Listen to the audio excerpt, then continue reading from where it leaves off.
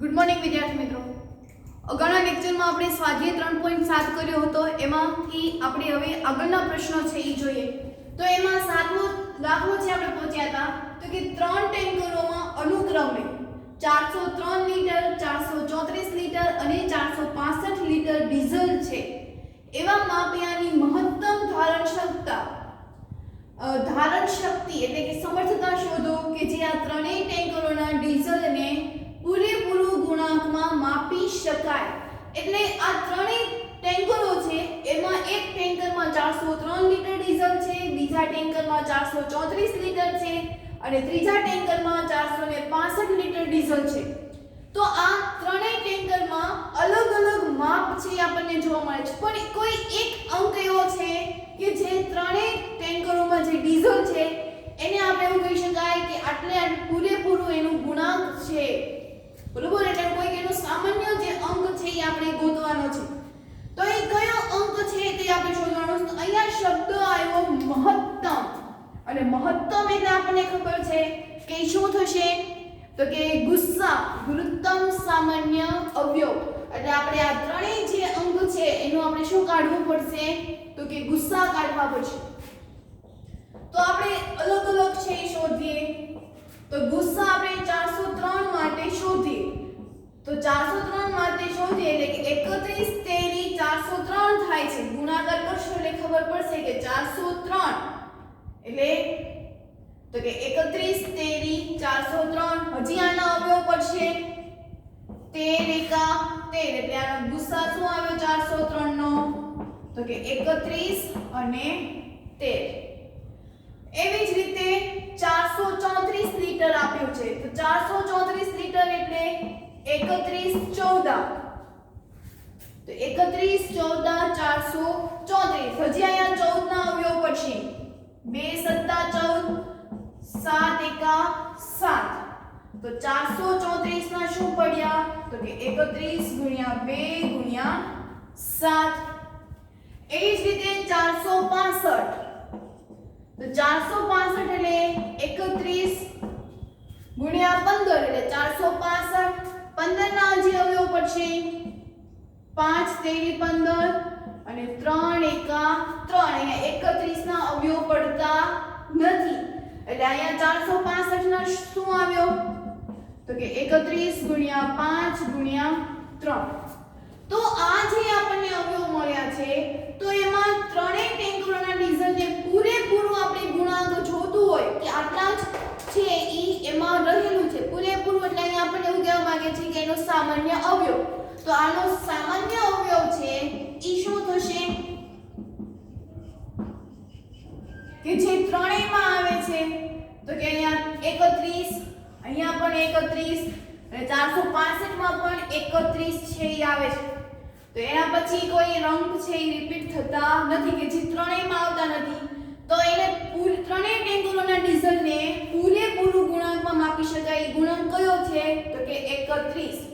તો 31 લીટર છે કે જે ત્રણ ટેન્કરોનો પૂરેપૂરું ડીઝલનો ગુણાંક છે. બરાબર. તો હવે એના પછીનો આગળનો પ્રશ્ન છે એ જોઈએ. એના પછી 8મો પ્રશ્ન તો કે એવી સૌથી નાની સંખ્યા શોધો કે જેને 6, 15 અને 18 થી ભાગવાથી દરેક સ્થિતિમાં 5 છે એ શેષ રહે. એટલે કોઈ એક સંખ્યા છે કે જે આ ત્રણેય થી વિભાજ્ય છે છતાં પણ એની શેષ છે એ શું વધે છે તો કે 5 વધે. તો ઈ આપણે સંખ્યા શોધવાની છે. તો એક કામ કરીએ, આપણે આ જે ત્રણેયનો છે એનો આપણે લસા છે એ શોધી નાખીએ. શું શોધી નાખીએ આપણે લસા. એટલે 6, 15, 18. 2 તેરી 6, 15, 2 નવા 18, 3 એકા 3, 3 પંચા 15, 3 તેરી 9, 3 5 એમને 3 એકા 3 5. બરાબર. તો શું જવાબ આવ્યો તો કે 2 ગુણ્યા 3 ગુણ્યા 3 ગુણ્યા 5 એટલે શું જવાબ આવે તો કે 90. હવે અહીં એટલું યાદ રાખો કે આનો લસા છે એ જો 90 આવ્યો, જો 90 આવ્યો હોત તો આને ભાગી શકાય. અહીં આપણે 6 વડે જો ભાગીએ 90 ને તો કેટલા 6 છે એ 90 થશે. વિચાર કરો, અહીંયા આપણને ખબર છે કે 18 પંચા 90, પછી અહીંયા 15 ચોક 60, આપણે 6 15 એકા 15 15 દુ 30, 15 45, 15 ચોક 60, 15 પંચા 75, 15 છક 90. તો અહીંયા જો 15 છક 90 થયું, અહીંયા 6 ગુણ્યા 15 એટલે 90 અને 18 પંચા 90, એટલે એમાં શેષ છે એ 0 રહેતી નથી. જો અહીંયા આપણે ભાગાકાર કરીને સમજાવ્યું, અહીંયા 90 છે તો 6 એકા 6 3 0, 6 પંચા 30, શેષ 0 આવી ગયો. એવી જ રીતે 15, તો 15 છક 90 ઈ ખબર છે. 18 તો 18 પંચા પણ 90 થઈ ગયું, એટલે ન્યા શેષ છે એ 0 આવી ગયો. પણ આપણે અહીંયા શેષ છે એ કેટલી રહેવી જોઈએ? તો કે 5 રહેવી જોઈએ. તો શું હશે તો 5 શેષ વધશે? તો કે આપણે સૌથી નાનામાં નાની સંખ્યા છે એ કઈ જોવે છે? તો કે જે 5 વડે વિભાજ્ય છે એવી સંખ્યા છે એ આપણે જોઈએ છે. એટલે આપણને અહીંયા એવું લખી શકાય કે આપણને સૌથી નાની સંખ્યા કે જેમાં શેષ 5 રહે તો તેવી સંખ્યા. તો કે હું એક કામ કરું, અહીંયા 90 તો આવ્યા હતા, ઈ શેષમાં જો હું 5 ઉમેરી દઉં એટલે 95 થઈ જાય. બરાબર. હવે જો આ 95 ને હું 6 વડે ભાગીશ તો પણ શેષ 5 વધશે, 15 વડે ભાગીશ તોય શેષ 5 વધશે, 18 વડે ભાગીશ તો પણ શેષ 5 વધશે. જો અહીંયા કોઈ એક વડે સમજાવું છું. બરાબર. 18 પંચા 90, જો શેષ 5 વધી ગઈ.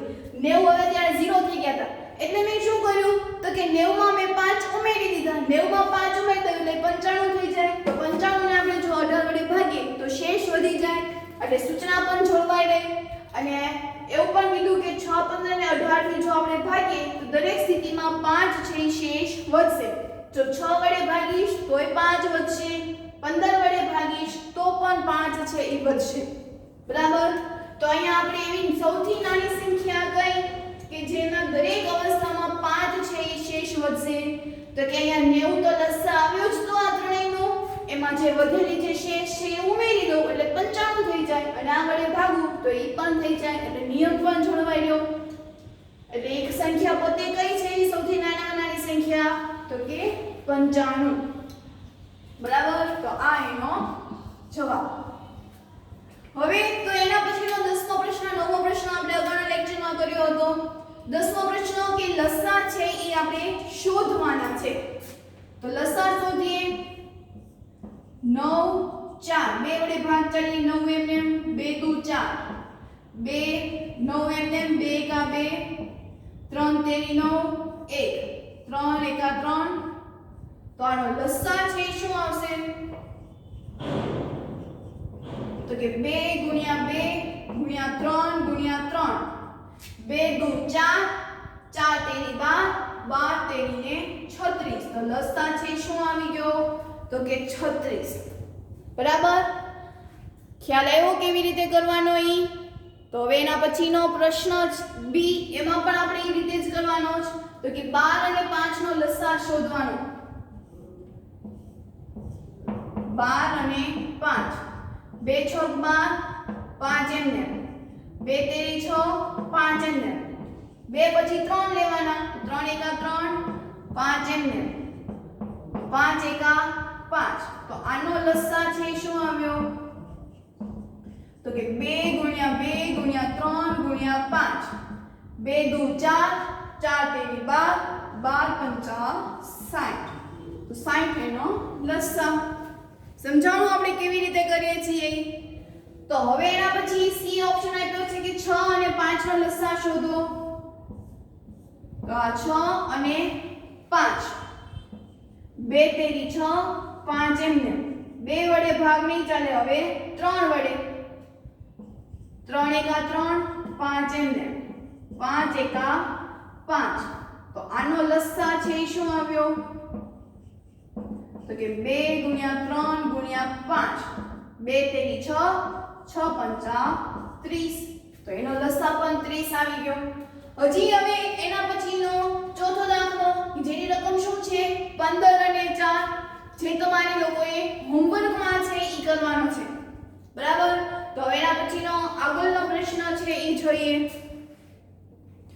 એના પછી 11મો પ્રશ્ન કે નીચે આપેલ સંખ્યાનો લસા શોધો કે જેમાં એક સંખ્યા બીજી સંખ્યાનો અવયવ છે કે નહીં ઈ આપણે ચકાસવાનું છે તો આમાં પહેલો પ્રશ્ન છે એમાં 5 અને 20 તો આ બંનેનો પણ આપણે લસા છે ઈ શોધવાનો છે 5 અને 20 એકમનો અંક 0 છે એટલે 2 વડે તે ભાગ થશે એટલે 5 એમને 10 દુ 20 5 એમને 2 પંચા 10 5 એકા 5 તો આનો લસા છે શું આવ્યો તો કે 2 ગુણ્યા 2 ગુણ્યા 5 2 દુ 4 4 પંચા 20 તો આ જે પ્રથમ સંખ્યા છે ઈ બીજી સંખ્યા કરતા કેવી થઈ ગઈ તો કે મોટી આમ બીજી સંખ્યા એ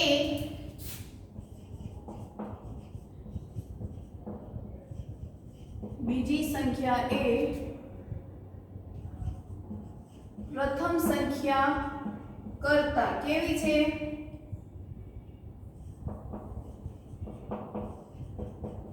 મોટી છે બરોબર લસા છે 20 આવે એટલે બીજી સંખ્યા છે કેવી થઈ ગઈ તો કે મોટી એના પછી 6 અને 18 વચ્ચે પણ લસા કાઢવાનો છે તો 2 વડે 2 તેરી 6 2 નવા 18 3 એકા 3 3 તેરી 9 3 એકા 3 તો લસા છે એ કેવો આવ્યો તો કે 2 ગુણ્યા 3 ગુણ્યા 3 2 તેરી 6 6 તેરી ને 18 તો આમાં પણ સંખ્યા છે કેવી થઈ ગઈ મોટી આપેલી સંખ્યામાં બીજી સંખ્યા છે કેવી થઈ મોટી એના પછી 12 અને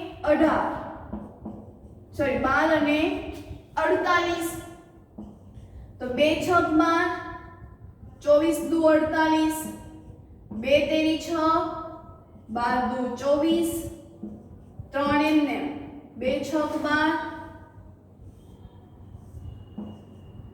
3 એમને 2 તેરી 6 3 એકા 3 તો હવે આ બધાનો 12 અને 48 નો લસા છે શું આવ્યો તો કે 2 ગુણ્યા 2 ગુણ્યા 2 ગુણ્યા 2 ગુણ્યા 3 2 દુ 4 4 તેરી 12 12 દુ 24 24 તેરી 72 તો લસાનો શું આવ્યો 72 તો આમાં પણ જો લસા છે 72 આવ્યો એટલે દરેકમાં સંખ્યા છે કેવી થઈ ગઈ તો કે પ્રથમ સંખ્યા કરતા બીજી સંખ્યાનો અવયવ છે કેવો હશે તો કે મોટો એટલે આમાં પણ બીજી સંખ્યા કેવી થઈ ગઈ મોટી બરાબર એના પછી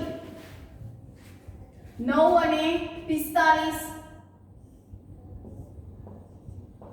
અહીંયા એકમનો અંક 5 છે એટલે કાં તો ઈ 3 વડે ભાગી શકાશે કાં તો ઈ 3 વડે તો 5 3 વડે જો મારે ભાગવું હોય તો આપેલી સંખ્યાનો સરવાળો કરવું એટલે કે 5 + 4 9 એટલે 3 ના ઘડિયામાં આવે 3 ની અવયવી પણ થશે તો 3 તેરી 9 15 તેરી 45 3 વડે 3 એકા 3 3 પંચા 15 5 તો આનો લસા છે શું આવ્યો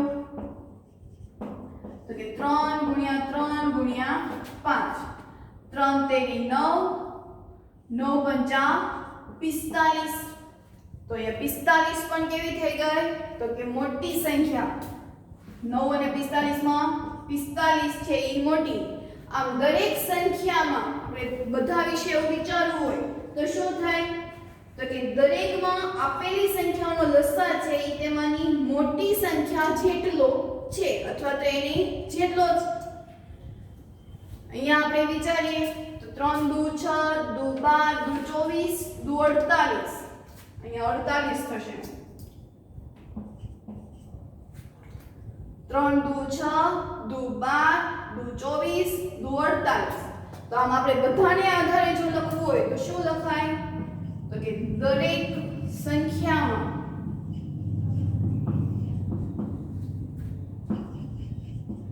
આપેલી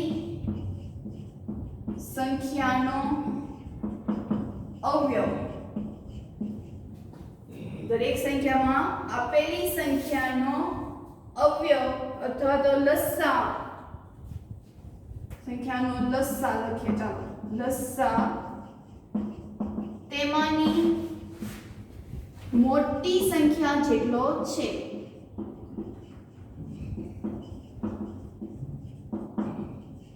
બરોબર, અહીંયા આપણે જોયું તો 5 અને 20 તેનો લસા છે 20 આવે છે, એટલે ઈ મોટી સંખ્યા જેટલો થયો. એવી જ રીતે 6 અને 18 માં તો 18 છે તો એમાં પણ લસા 18 આવ્યો, એટલે આપેલી સંખ્યામાં જે સૌથી મોટી સંખ્યા છે એના જેટલો છે એ આપણને જોવા મળ્યો. તો આમ અહીંયા આપણે સ્વાધ્યાય 3.7 છે એ આપણે પૂર્ણ કર્યું. આની સાથે આજનો લેક્ચર પણ પૂર્ણ કર્યો, તેની સાથે પ્રકરણ પણ પૂર્ણ કર્યું. તો હવે નવા વિડિયો લેક્ચર સાથે આપણે નવું પ્રકરણ છે એ શરૂ કરીશું. પ્રેક્ટિસ બુકમાંથી આપણે આના જ આગળના પ્રશ્નો છે તમારે હોમવર્કમાં કરવાના છે, સાથે ઘડિયા પણ લખવાના છે. તો અહીંયા આપણે આજનો લેક્ચર છે એ પૂર્ણ કરીએ.